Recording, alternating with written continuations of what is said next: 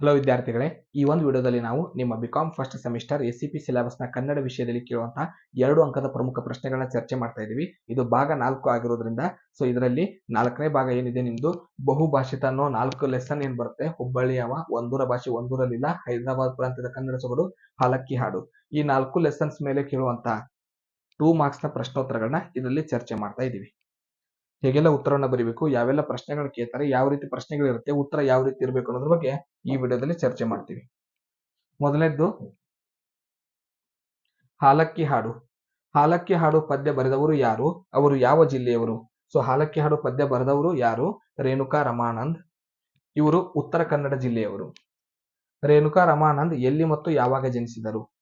ರೇಣುಕಾ ರಮಾನಂದ್ ಅವರು ಶಟಗೇರಿಯಲ್ಲಿ ಸೆಪ್ಟೆಂಬರ್ 19, 1985ರಲ್ಲಿ ಜನಿಸಿದರು.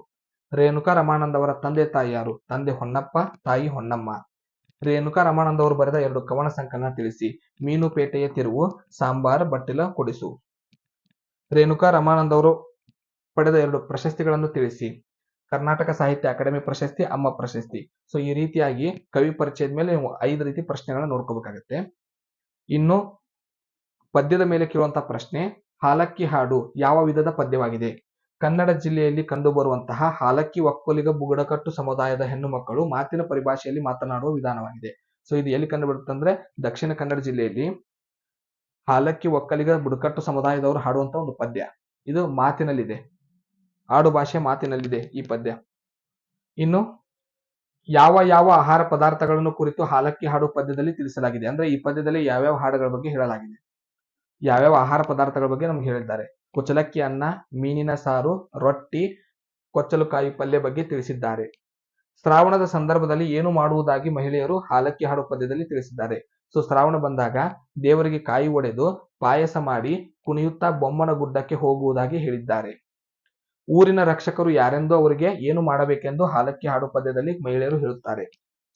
ಊರಿನ ರಕ್ಷಕರು ಬಂಟರು, ಅಂದ್ರೆ ಊರು ಕಾಯುವ ಬಂಟ್ರೆ ಊರಿನ ರಕ್ಷಕರು, ಅವರು ದೇವರೆಂದು ತಿಳಿದು ಕೈ ಮುಗಿಯೋಣ ಎಂದು ಹೇಳುತ್ತಾರೆ. ಸುಗ್ಗಿಯ ದಿನ ಏನು ಮಾಡಬೇಕಾಗಿ ಮಹಿಳೆಯರು ಹಾಲಕ್ಕಿ ಹಾಡು ಪದ್ಯದಲ್ಲಿ ತಿಳಿಸಿದ್ದಾರೆ. ಸುಗ್ಗಿಯ ದಿನದಲ್ಲಿ ವಿವಿಧ ರೀತಿಯ ಸಾವಿರಾರು ಪತ್ರಿಗಳನ್ನು ಪೂಜಿಸಲು ತಂದು ಬೆತ್ತದ ಅಂದ್ರೆ ಭತ್ತ ಬೆಳೆದ ನಿಂತ ಪೈರೇನಿದೆ ಭತ್ತವನ್ನ ಕೊಯ್ಯೋಣ ಬಾರೆಂದು ಕರೆಯುತ್ತಾರೆ. ಇವಿಷ್ಟು ಹಾಲಕ್ಕಿ ಹಾಡು ಪದ್ಯದ ಮೇಲೆ ಕೇಳುವಂತ 2 ಅಂಕದ ಪ್ರಶ್ನೆಗಳು. ಇನ್ನು ಎರಡನೇದ್ದು ಹೈದರಾಬಾದ್ ಪ್ರಾಂತ್ಯದ ಕನ್ನಡ ಸೊಗಡು, ಇದ್ರ ಮೇಲೆ ಕೇಳುವಂತ ಪ್ರಶ್ನೋತ್ತರಗಳು. ಹೈದರಾಬಾದ್ ಪ್ರಾಂತ್ಯದ ಕನ್ನಡ ಸೊಗಡು ಲೇಖನ ಬರೆದವರು ಯಾರು, ಇವರು ಯಾವ ಜಿಲ್ಲೆಯವರು?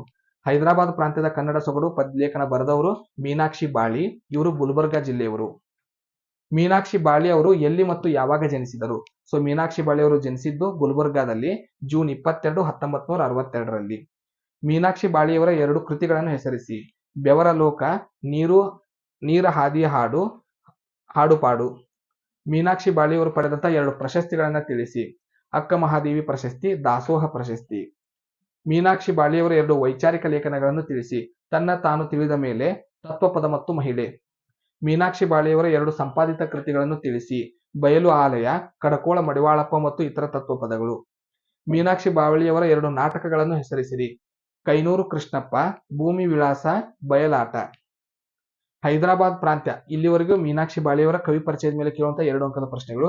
ಇನ್ನು ಮುಂದೆ ಲೇಖನದ ಮೇಲೆ ಕೇಳುವಂತ ಪ್ರಶ್ನೆಗಳು. ಹೈದರಾಬಾದ್ ಪ್ರಾಂತ್ಯದ ಕನ್ನಡ ಮಾತನಾಡುವ ಜಿಲ್ಲೆಗಳನ್ನು ಹೆಸರಿಸಿ. ಅಂದ್ರೆ ಯಾವ್ಯಾವ ಜಿಲ್ಲೆಗಳು ಹೈದರಾಬಾದ್ ಕನ್ನಡ ಭಾಷೆನ ಮಾತಾಡ್ತವೆ ಅದರ ಹೆಸರನ್ನ ಬರೆಯುವಂತದ್ದು. ಜಿಲ್ಲೆಗಳ ಹೆಸರು ಗುಲ್ಬರ್ಗಾ, ಬೀದರ್, ಬಳ್ಳಾರಿ, ರಾಯಚೂರು. ಇವು ಹೈದರಾಬಾದ್ ಕನ್ನಡ ಭಾಷೆನ ಮಾತಾಡುತ್ತೆ. ಮೀನಾಕ್ಷಿ ಬಾಳಿಯವರ ಪ್ರಕಾರ ಕನ್ನಡ ಭಾಷೆ ಉಳಿಸುವವರು ಯಾರು? ಅಂದ್ರೆ ಕನ್ನಡ ಭಾಷೆನ ಉಳಿಸುವಂತ ವ್ಯಕ್ತಿಗಳು ಯಾರು? ದುಡಿಯುವವರು, ಕೂಲಿ ಕಾರ್ಮಿಕರು, ಕೃಷಿಕರು, ಕನ್ನಡ ಭಾಷೆ ಬಿಟ್ಟು ಬೇರೆ ಭಾಷೆ ಗೊತ್ತಿಲ್ಲದವರು. ಈ 4 ಜನ ಏನಿದ್ದಾರೆ ಇವರು ಕನ್ನಡವನ್ನ ಉಳಿಸುತ್ತಾರೆ.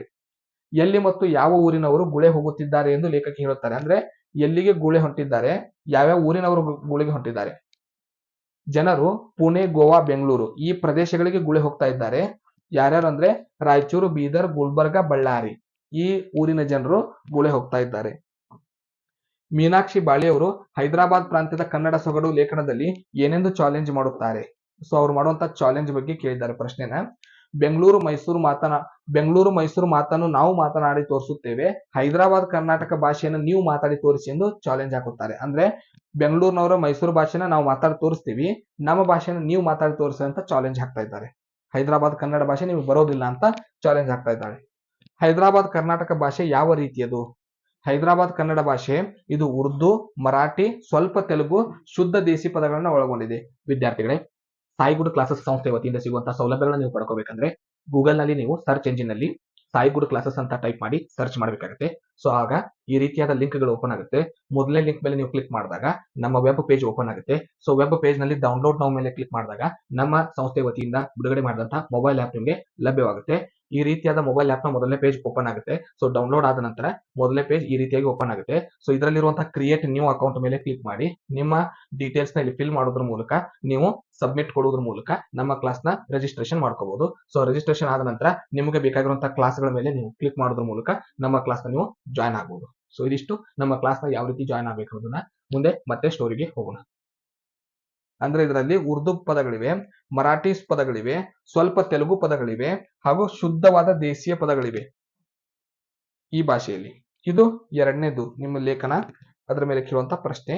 ಇನ್ನು ಮೂರನೇದು ಒಂದೂರ ಭಾಷೆ ಒಂದೂರಲ್ಲಿಲ್ಲ.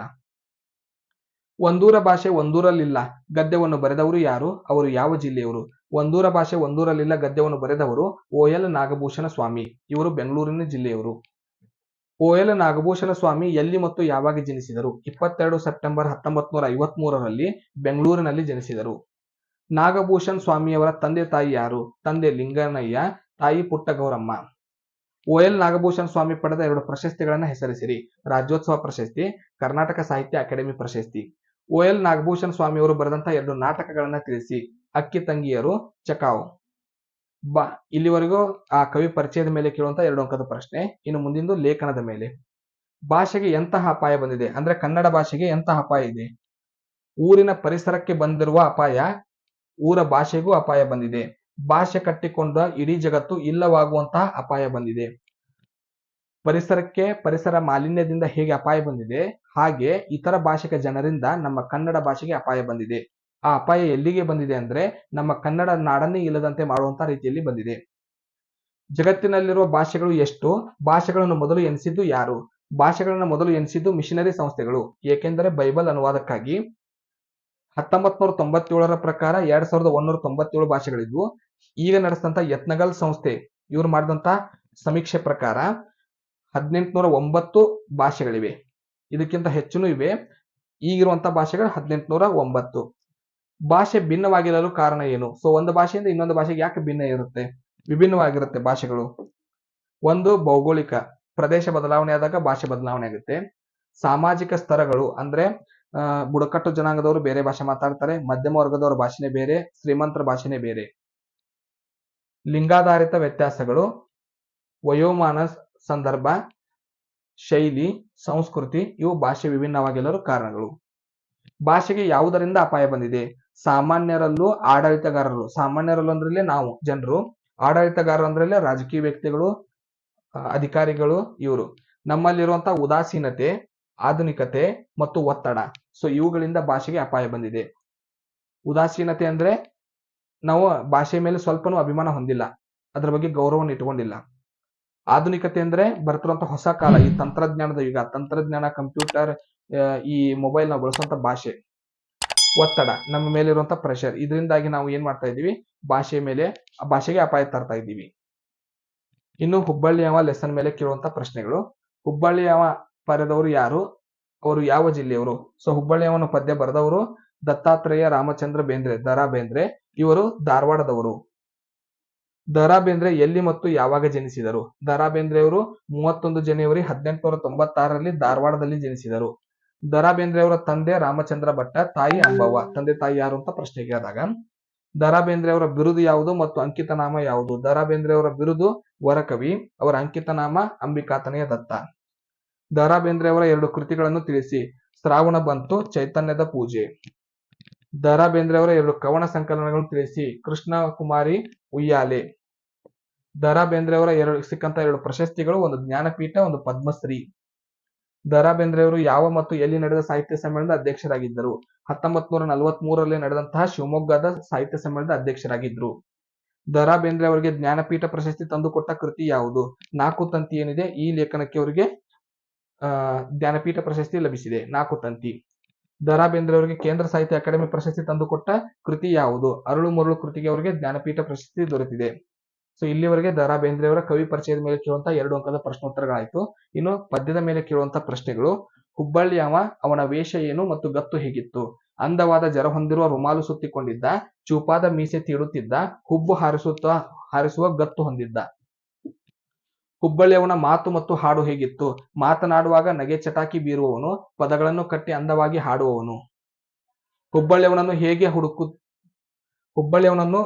ವೇಷ ಹೇಗೆ ಹುಡುಕುತ್ತಾಳೆ? ಬೀದಿಯಲ್ಲಿ ತನ್ನ ಜೊತೆಗಾರರನ್ನು, ಎಲ್ಲಿ ಎಂದು ಸ್ನೇಹಿತರನ್ನು ಪ್ರಶ್ನಿಸುತ್ತಾ ಹುಡುಕುತ್ತಾಳೆ. ನಿಂಗಿ, ಸಂಗಿ, ಸೇವಂತಿ ನನ್ನವಳು ಎಲ್ಲಿ ನೋಡಿದ್ದೀರಾ ಎಂದು ಕೇಳುತ್ತಾಳೆ. ವಾರಕ್ಕೆ 3 ಬಾರಿ ಬಂದು ಹೋಗುವವನು ಇನ್ನೂ ಏಕೆ ಬಂದಿಲ್ಲ ಎಂದು ಪ್ರಶ್ನಿಸುತ್ತಾರೆ. ಸೊ ಈ ರೀತಿಯಾಗಿ ನೀವು ಉತ್ತರಗಳನ್ನ ಬರಿಬೇಕಾಗುತ್ತೆ. ಮುಂದಿನ ವಿಡಿಯೋದಲ್ಲಿ ಮತ್ತೆ 2 ಅಂಕದ ಮತ್ತೊಂದು ಭಾಗದೊಂದಿಗೆ ಸಿಗೋಣ. ಧನ್ಯವಾದಗಳು.